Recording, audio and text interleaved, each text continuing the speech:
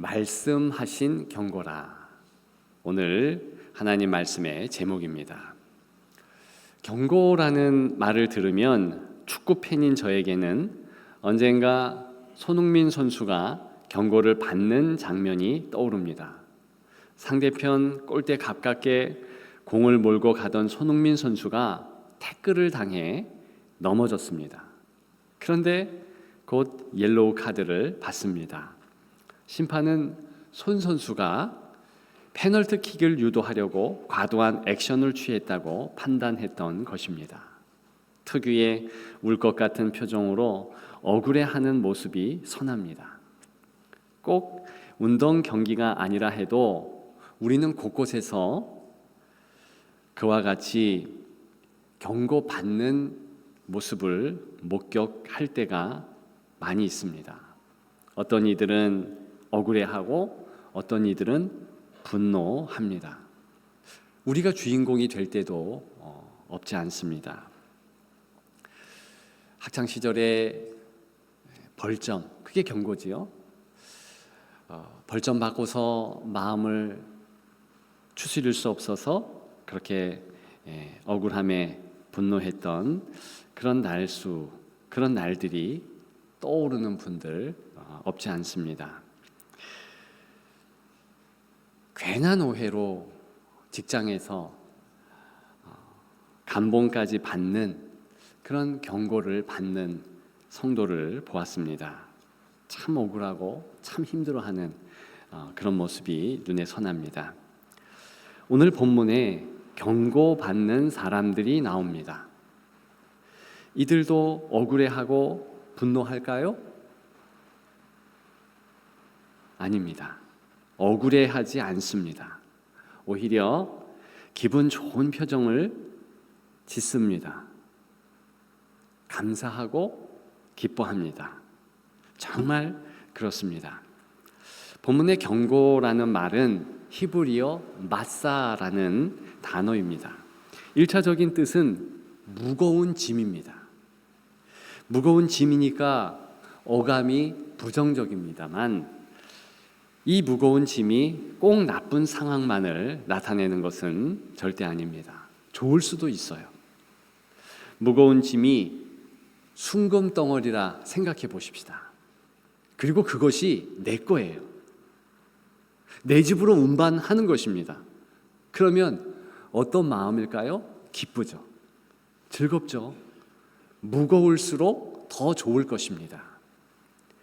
그래서 이렇게 좋은 것을 들어 올리다라는 기본적인 마사라는 오늘 본문의 경고라는 이 말 안에는 제법 좋은 뜻이 많이 있습니다. 그래서 소망, 찬양, 노래, 심지어는 하나님의 능력의 말씀, 그런 의미도 있는 것입니다. 물론 반대의 경우가 있지요. 내가 힘을 다해서 들었는데, 그리고 사랑하는 나의 소유물인데 이게 빼앗기는 곡물이나 조공이 될 때 얼마나 마음이 불쾌하고 힘듭니까? 그래서 조공, 곡물 이런 뜻을 나타낼 때는 마음이 무너지는 상황을 일컫는 것입니다. 그래서 오늘의 이 마사라는 경고라는 이 단어는요, 한마디로 가치 중립적인데 제가 금방 말씀드렸듯이 적어도 오늘 본문에는 기쁘고 즐겁게 이 경고를 받을 수 있다는 것입니다. 한마디로 이야기하면 이스라엘 백성에게 또 여러분들에게 너무나 좋은 무거운 짐이라는 것입니다. 그 부분을 살펴보고자 합니다. 첫째, 이것은 하나님의 호소이기 때문에 기분이 좋고 좋은 그런 무거운 짐입니다. 본문의 경고는 말라기 전체의 내용을 말하고 있습니다. 결과적으로 이것은 명령이나 포고문이 아닌 것입니다. 가장 높으신 하나님의 가장 낮은 호소입니다. 어찌 보면 울음 섞인 하소연이지요. 2절만 보아도 알 수 있습니다. 말라기 1장 2절을 쉬운 성경으로 상반절만 읽으면 이렇습니다. 나는 너희를 사랑했다고 말씀하셨다. 그러나 너희는 말하기를 여호와께서 어떻게 우리를 사랑하셨습니까? 라고 한다. 자, 하나님이 이스라엘을 사랑하셨대요. 하나님께서 여러분들을 사랑하셨답니다. 지금도 이스라엘을 사랑하고 지금도 여러분들을 사랑하십니다. 그런데 이 말씀이 그렇게 큰 의미를 주지 못합니다. 왜냐? 살아가면서 실제로 그것을 체험하지 못하는 현실 때문입니다. 그리고 이스라엘 백성들은 하나님 앞에 죄를 짓고 있거든요. 범죄하거든요.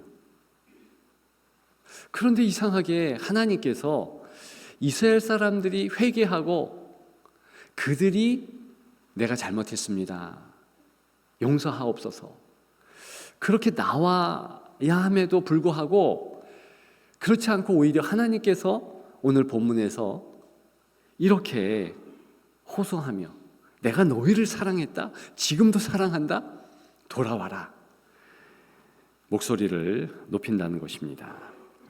지난 휴가 기간 외국에서 개인적인 업무를 보았고요, 선교지 한 곳을 방문했습니다. 제가 운전을 해야만 했기에 직접 외국에서 운전을 했습니다. 그러다가 며칠 전에 아주 작은 접촉 사고를 냈습니다.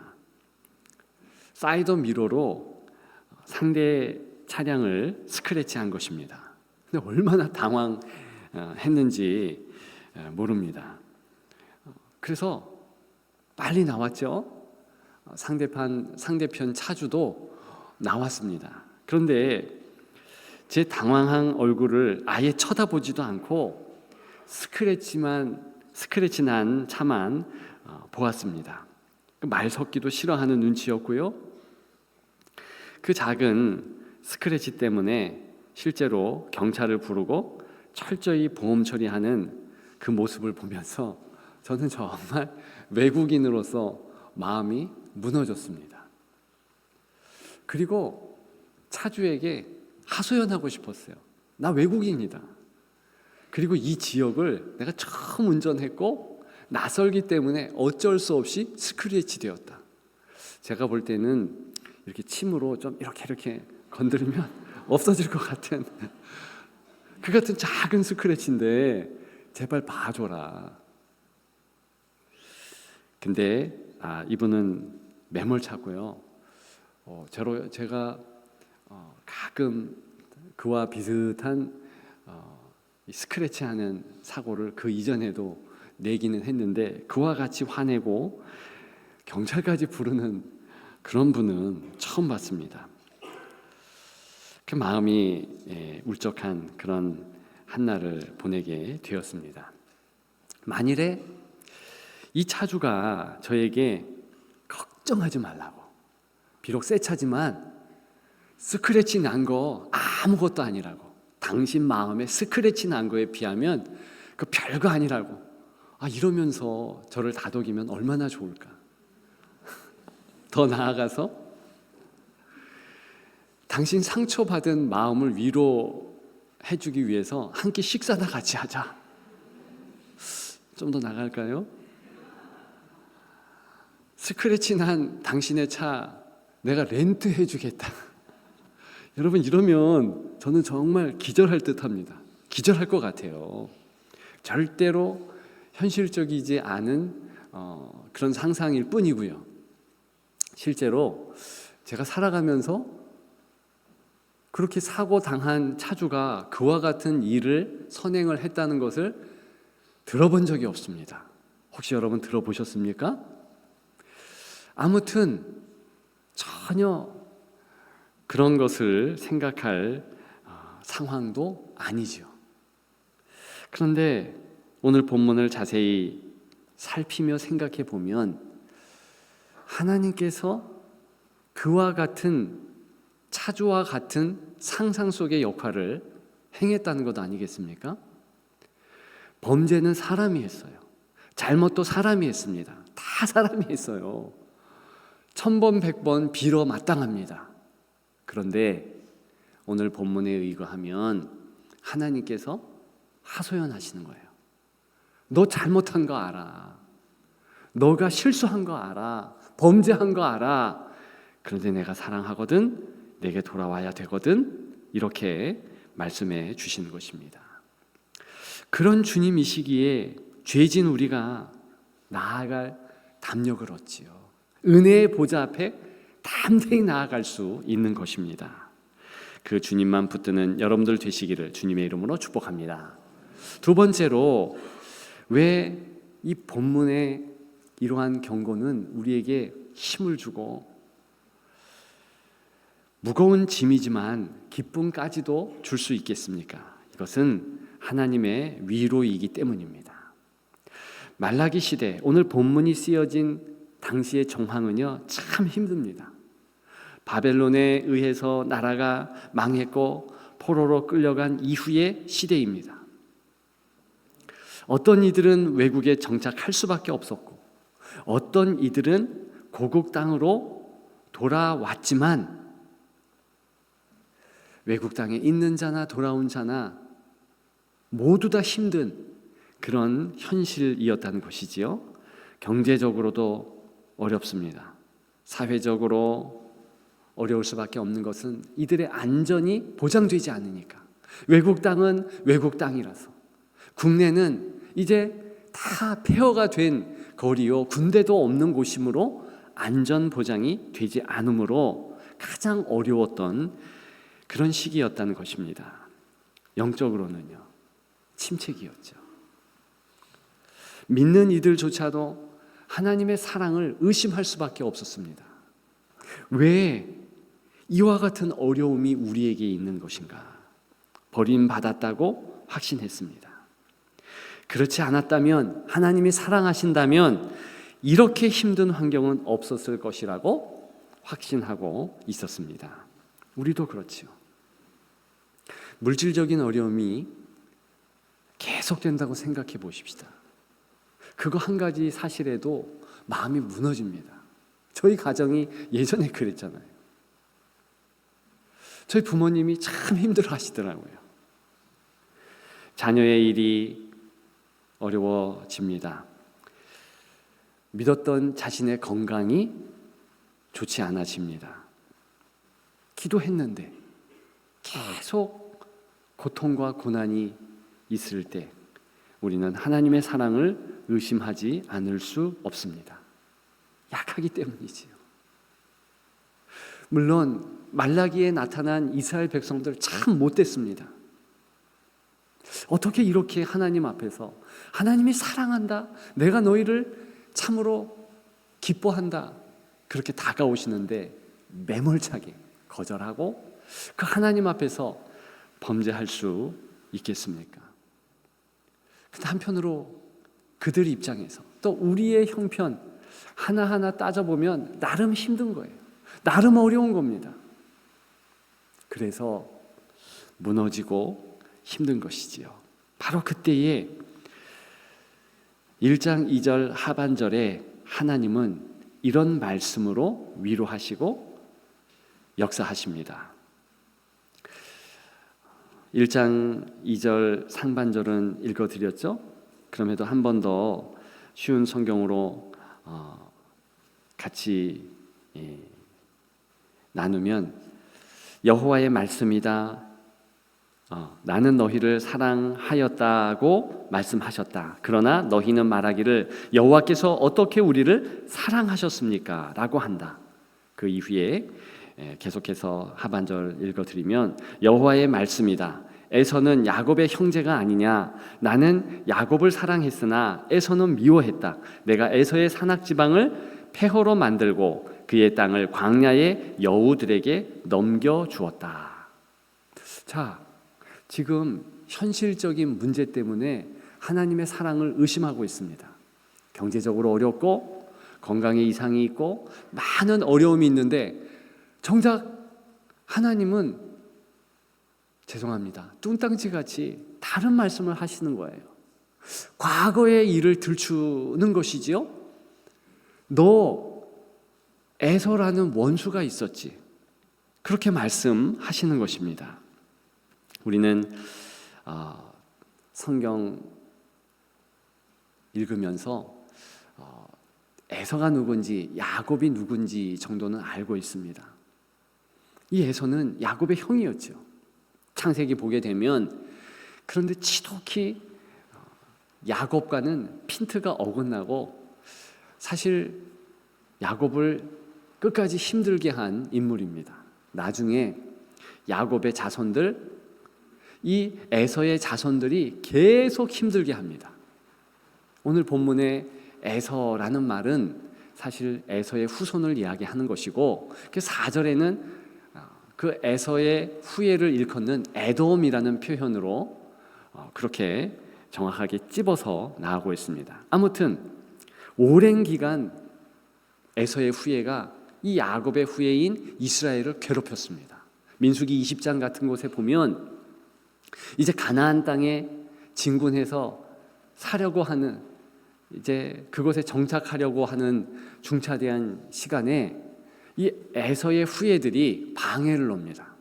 그저 이스라엘 백성들이 지금 당신들이 가나안 땅 나아가는 길목에 있으니까 우리가 전혀 당신들의 땅에 조금이라도 손에 끼치지 않도록 조심조심 나가고, 혹시나 물 한 그릇 먹더라도 값을 다 지불하고 그렇게 조심조심 나아가겠다라고 말했습니다.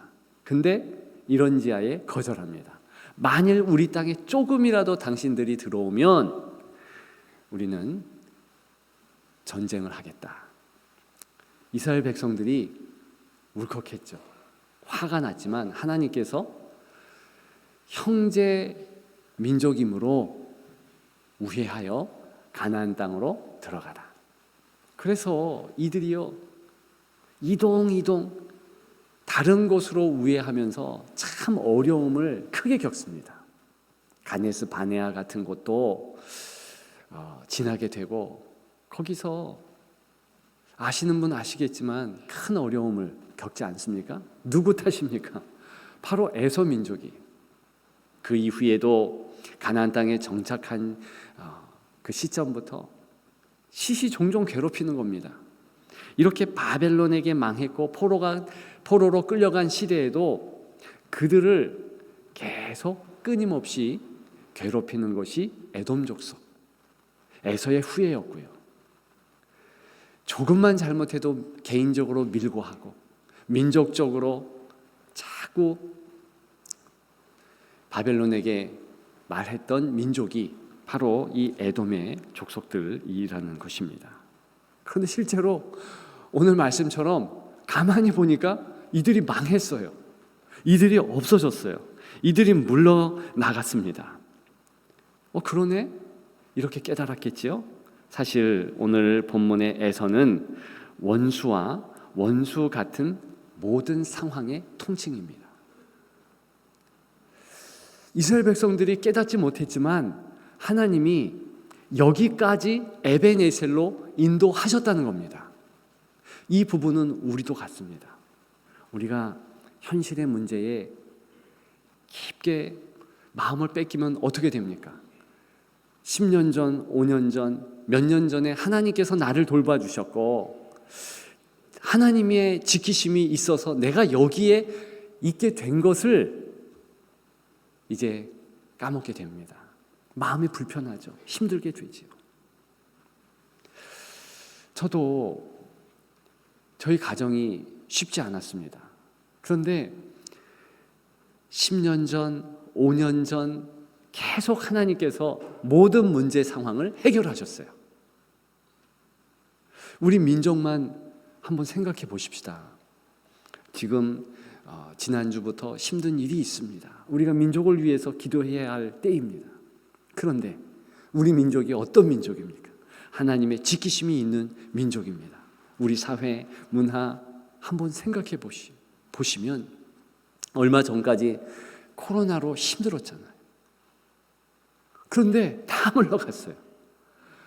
저는 하나님께서 지키셨다고 확신합니다. 우리가 이렇게 예배드리는 것 자체가 하나님의 은혜가 흐르는 그런 정황이잖아요. 그런데 이 이스라엘 백성들처럼 혹시나 원망하고 불편하고 있는 것은 아닌지요. 그래서 하나님께서는 이스라엘 백성들에게 내가 너희와 함께 했다. 너희의 문제를 봐라. 에서 대표적으로 그 민족 내가 처리하지 않았는가.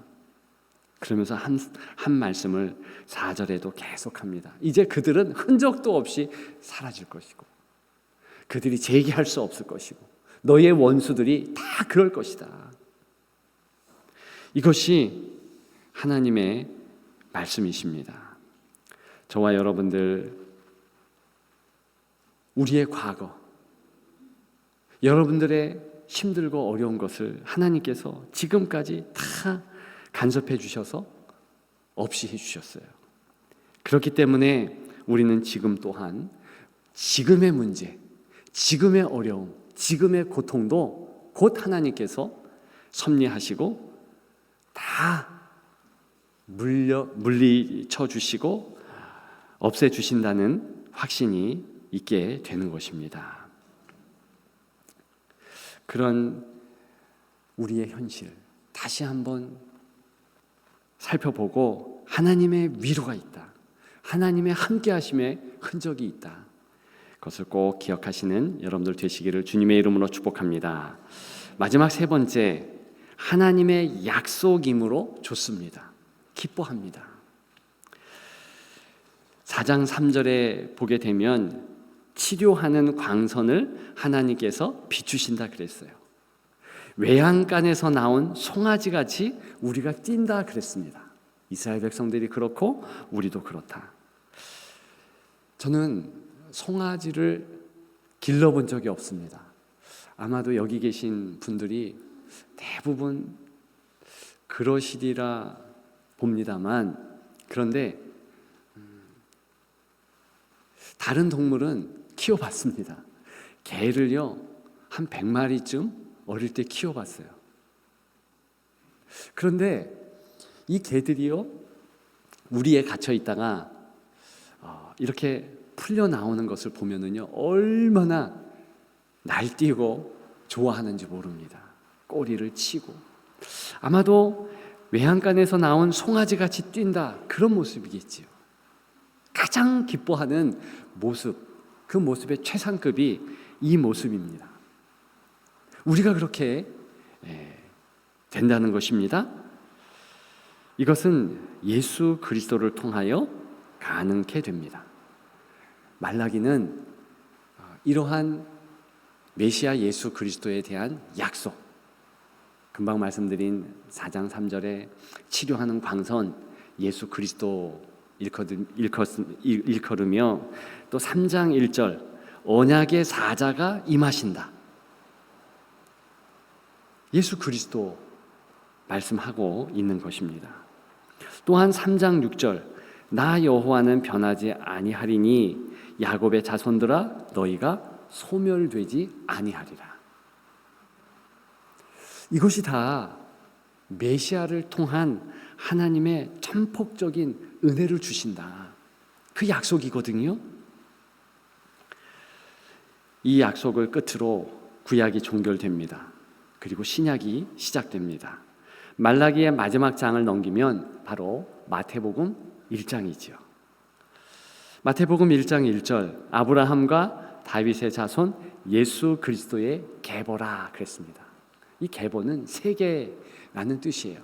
다른 말로 하면 예수 그리스도의 세계라. 드디어 하나님의 은혜가 온전하게 입혀졌다. 그런 의미입니다. 비록 말라기 이후에 400년간의 중간기가 있어서 하나님께서 침묵하시고 이스라엘 백성들이 응답이 없다 이렇게 토로하는 그런 시간을 갖게 되지만 너무나 확실한 말라기서에 하나님 약속이 있기에 흔들림이 없었습니다. 성도는 구원의 완성이신 예수 그리스도, 그분을 바라보면 진짜 흔들림이 없는 것입니다. 그래서 아기 예수로 초림하시는 예수님을 기다리며 힘들고 어려운 시기를 이스라엘 백성들은 이겨냈습니다. 저와 여러분, 우리는 또 다시 오실 예수님을 기다리는 사람들입니다. 그들을 성도라 일컫습니다. 주님께서 내가 다시 온다, 너희들에게 온다, 그렇게 말씀을 하셨습니다. 기다리며 그 일을 주님께서 나를 붙잡아 주시고 역사해 주신다 확신하며 살아갈 우리의 앞으로의 날들입니다. 하나님의 약속은 정확하고 불변하지 않습니다. 그 약속이 우리 가운데 있으므로 임마누엘의 하나님의 은혜가 있는 것입니다. 그런 믿음으로 살아가는 여러분들 되시기를 주님의 이름으로 축복합니다. 이제 말씀을 마치려고 합니다. 세 가지를 말씀드렸지요. 하나님의 호소, 하나님의 위로, 하나님의 약속. 이 세 가지는 사실 다 예수 그리스도를 일컫습니다. 예수님은 하나님의 호소 그 자체이시죠. 세례 요한이 나오는 예수님을 가리키며 세상 죄를 지고 가는 하나님의 어린 양이다, 그렇게 말했습니다. 직접 이 땅에 오셔서 내가 너희를 사랑한다, 내가 너희를 다 챙긴다, 목마른 자들 나아오라, 나는 길이요 진리요 생명이다, 내 배에서 생수의 강이 흘러넘친다, 나는 생명의 떡이다. 다 이것이 버림받아 마땅할 죄악 가운데 있는 인생에게 행한 예수 그리스도의 호소인 것입니다. 바로 그 호소에 부응해서 그리스도의 이름을 부르는 자 구원을 얻습니다 라고 응대하는 자, 응답하는 자 당연히 구원을 받죠. 그분의 넓은 품에 안기게 되는 것이죠. 하나님의 위로 자체가 그리스도이십니다. 임마누엘, 아까 성가대도 그 임마누엘 하나님을 찬양했는데 하나님이 우리와 함께 하신다. 예수 그리스도는 우리와 함께 하기 위해서 성육신 이 땅에 오신 것이지. 낮고 천한 마국간에 오셨고 비록 승천하셨고 하나님 보좌 우편에 앉아 계시는 그 몸이시지만 성령 하나님을 통하여서 우리와 함께 하십니다. 내가 세상 끝날까지 너희와 항상 함께 하리라. 실제로 함께 하세요. 제가 좀 전에 저의 작은 며칠 전의 괴로움을 말씀드렸습니다. 접촉사고. 근데 그때 제 마음으로는요, 주여 도와주세요, 주여 함께 해주세요. 아니 외국에서 작은 사고지만 이 일의 전개를 보니까 기도하지 않을 수 없습니다. 자칫 잘못하면 국제면허 뺏기고 뭐 다 뺏기고 이러면 힘들잖아요. 도우시옵소서, 도우시옵소서. 기도했습니다. 어떻게 됐겠습니까? 말씀드렸듯이 잘 정리가 되었습니다. 여하간에 성도는요, 그와 같은 작은 일뿐만이 아니라 큰 일조차도 하나님 앞에 맡기고 나와 동행하심을 내가 믿습니다. 주여 함께 하옵소서. 역사하실 것을 믿습니다. 기도하면서 나아가면 정말로 그리스도의 현현, 임재, 동행하심을 확실하게 느낄 줄 믿습니다. 이 예수님이 하나님 약속 자체이시잖아요. 그래서 약속 따라 오신 주님은 절대로 떠나가지 않습니다. 그래서 마태복음 11장부터 11장 28절부터 30절에는 우리가 아주 잘 알지만 너무나 중요해서 때로는 놓치는 그런 내용이 나옵니다. 수고하고 무거운 짐진 자들아, 다 내게로 오라. 내가 너희를 쉬게 하리라. 그 다음이 중요하잖아요.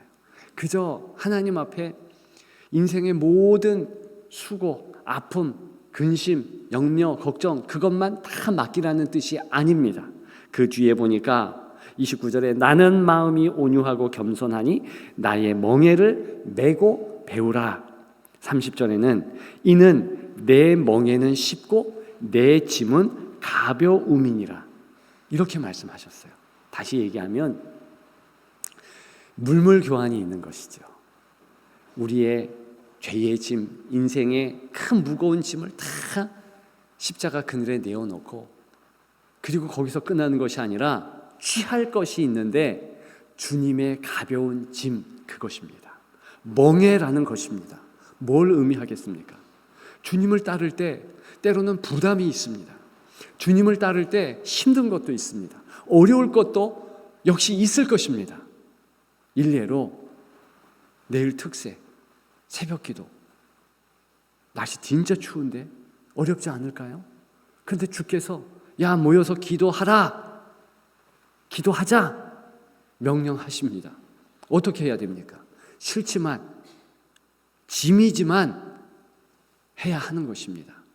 주일 성수하라, 공예배 지키라, 하나님의 말씀을 묵상하라, 찬양하라. 쉽지 않습니다. 하나하나가 버거울 수 있습니다. 그럼에도 불구하고 주님과 동행하는, 주님이